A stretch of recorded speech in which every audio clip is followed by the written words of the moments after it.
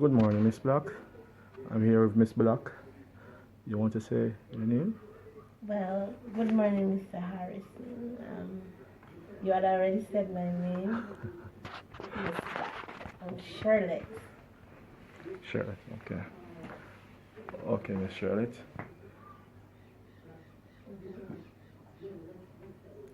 For those of you who don't know, Miss Charlotte Black is the mother of Ladecia.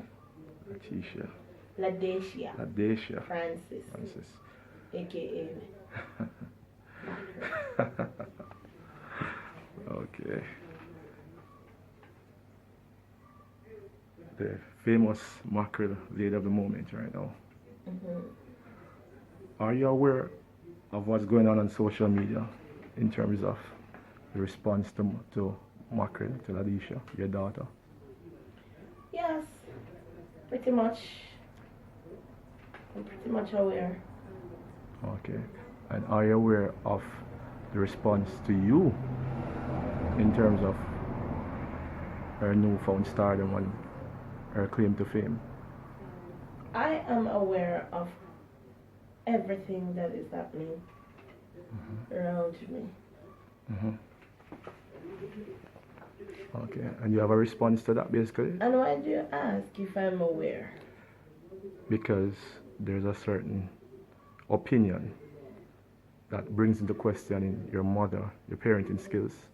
Mm-hmm.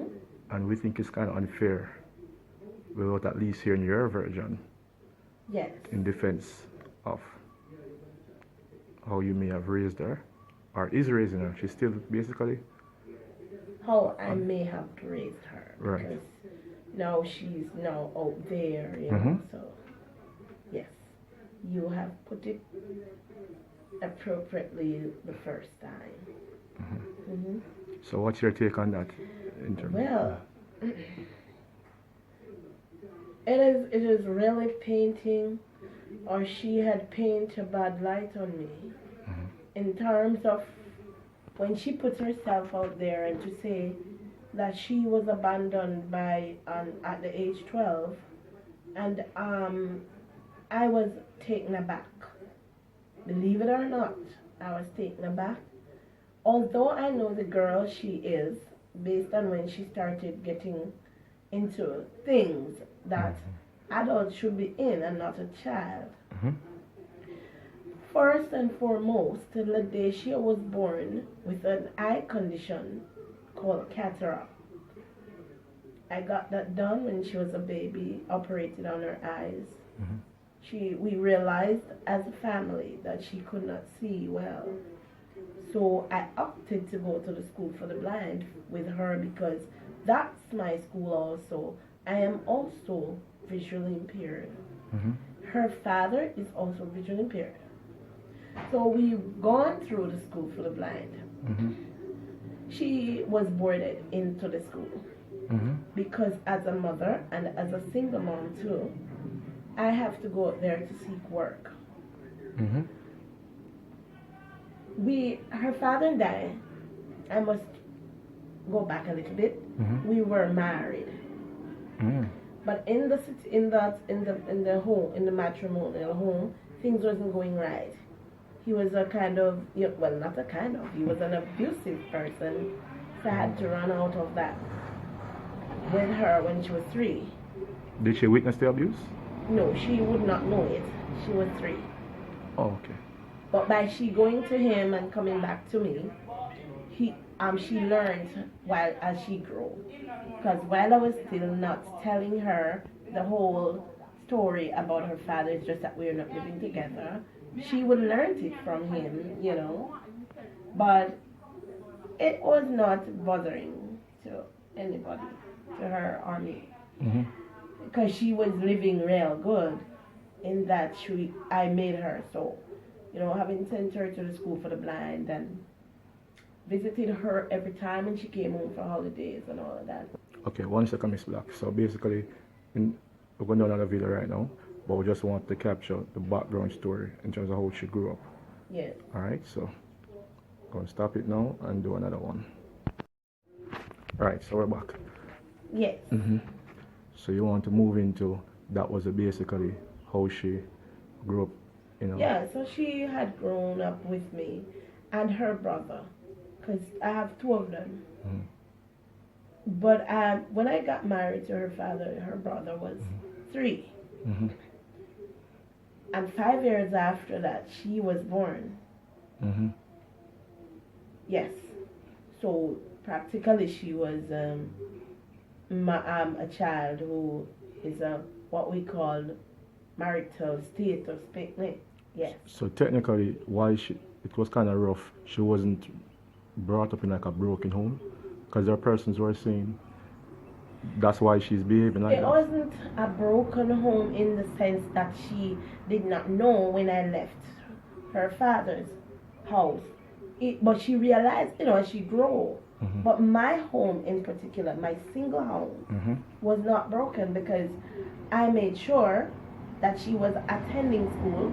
But as I said, she was living in the school. Mhm. Except for weekends, she would come home on weekends and she would come home on holidays. And when she don't come home on weekends, I would go up there with my friends. Oh, so she was bored. So where did the breakdown happen? Because that was when everything was okay. Okay. What happened next? So in 2011, I was in an accident. I was hit down by a car. So while I was there recuperating and all of that, I got a scholarship to go to Buffalo Mm. on my bed. And there I went and studied customer service in the hospitality service. Mhm. And while I was there, I asked her father, while I was getting ready to go, I made arrangement with her father to give an eye on her because I would not be here for the summer. Mhm. So from July, I'd have gone and would not come back until September. Mhm. But when I came back and was getting her ready to go back to school, the school informed me that she's no longer boarded in there. So I questioned it, Mm. and they said, it's her father. Okay. I felt it bad, so I felt bad about it. I felt bad about it because the fact that I have to go out there and look for food and look for clothes and money for her, I didn't want her to be a day student, we terms it as. I didn't want her to live out of the school. Mhm. So they said it's her father. So was she under his supervision when she was taken out of the school? Where was she living? Where was she? She was living with me because now I'm back from America. Okay. Because I came back in time for school Mhm. and was informed that she should not live at the school again because her father made a decision. Oh. Anyway, Mhm. she started going from me Mhm. to school. Mhm. She started making friends with people, other students on buses. Because now she's public, she's on the buses. She learned how now to, do everything that she didn't do in the school. You mean she started running the wrong So crowd she basically? starts finding herself in the wrong company, learning even to curse bad words, yeah? Because at the school you can whisper it, but Mhm. it's not mandatory to do such. Is this her dad coming? There's a gentleman coming in through the gate. No. Okay. Continue. Her father doesn't live nowhere near here. Okay. Yes. So, because we have broken up from she was 3, so she's 19 this year. So, no. Okay. Yeah. So basically you're saying because of she's now out in the. Yeah. So she's out now publicly. She learned to take the buses. She learned to, affiliated with the other different schools where she learned to fight. And because on occasions, persons would call me, the school would call me to tell me that they heard she had a fight. I remember one occasion she was fighting with some other schools, and they would call me. So I said to her father, no, this is what you have caused. We're going to blame somebody. I said, this is what you have caused. You let her not go back to Okay. school. Okay. On your next one. Worse after that. So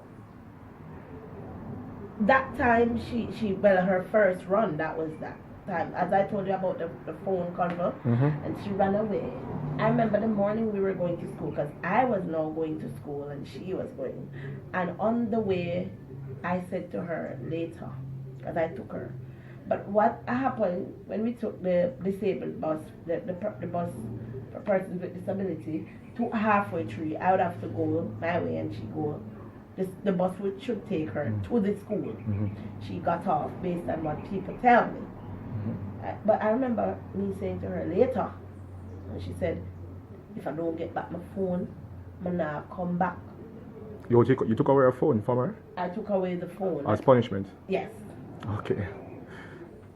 So I know as children, and when you're disgruntled, you can say anything. I did not take her word for it. But she didn't come back that night. What did you do when she was running away? Well, I sat there and was waiting, because there was hardly anything I could do being blind in the night. Because remember, no, I am blind. Okay, Miss Black. I think we should pick up at the point where everybody wants to know. That was during the time when she was running away and going to Spanish Town. Yeah. Was that the time she got pregnant? Well, not that time yet. Not the first, because we got her back like a day after. And I remember saying to her father that if this doesn't stop, I am going to put her in a home, because I didn't say we, I said I, because she was living basically with me. She was living with me, so I didn't say we, I said I.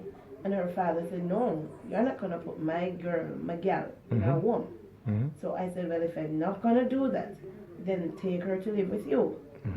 And so 2013, when she automatically go over to live with him, so she was still now going to the Salvation School, because she would now be in grade 7 based on her GSAT result.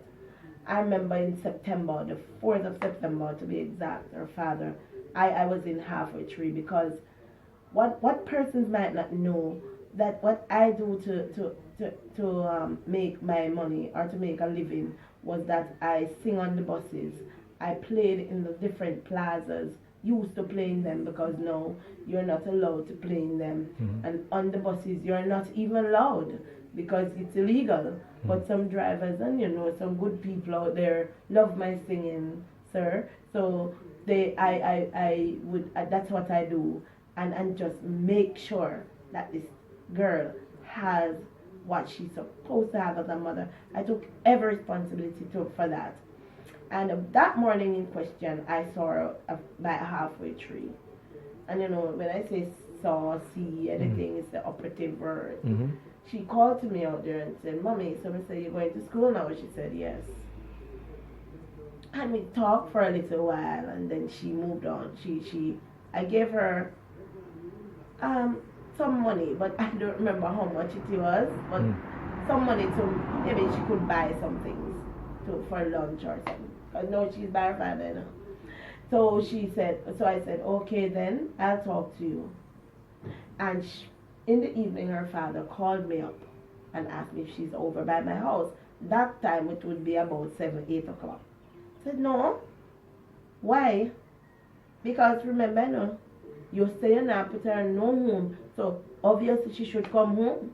He said, well, I don't see her. You know how it go. I started worrying again. I worried to the point that Lord have mercy, I started worrying again. Okay, so Miss Black, based on where you're going with this, in terms of the circumstances surrounding how she got pregnant. Yeah, I'm getting there. Right, because the criticism is directed at you. Yes, I need to respond to that. I'm getting there because I reported it now, even though she was living, but I know her name, I know her age, I know her number. So I reported it to the police, and he reported it to the police as her father, and they were looking for her now. Called RGR and they were looking for her. But in October, that's when Sosoka called me to say they found her. Mm-hmm. They didn't tell me where, but I reached at Sosoka. Mm-hmm. I asked her where she was. She said she was in Papine. And she was with this little boy at the school for the blind too.